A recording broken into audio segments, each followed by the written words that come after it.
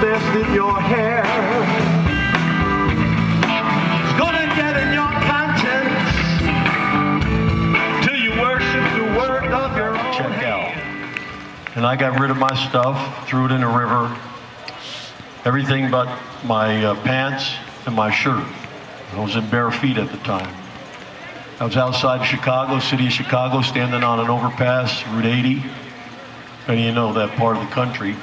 And I would time the trailer trucks, and as they were coming down Route 80, I would count 1, 2, 3, 4, 5, and then try to estimate how many clicks it would take me to hit right in front of the truck, because I didn't want to miss. I wanted to check out.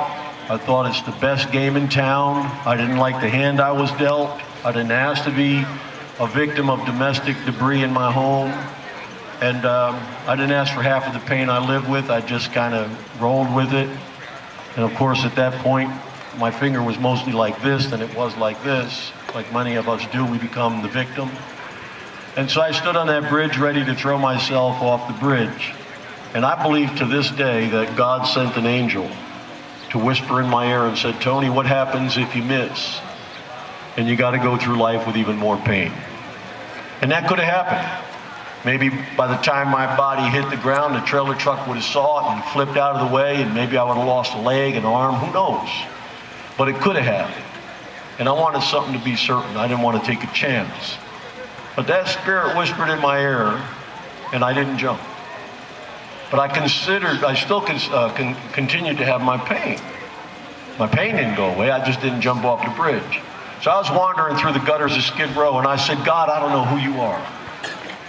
And I'll tell you right now here that if it had been Jesus Christ, I would have spit in his face."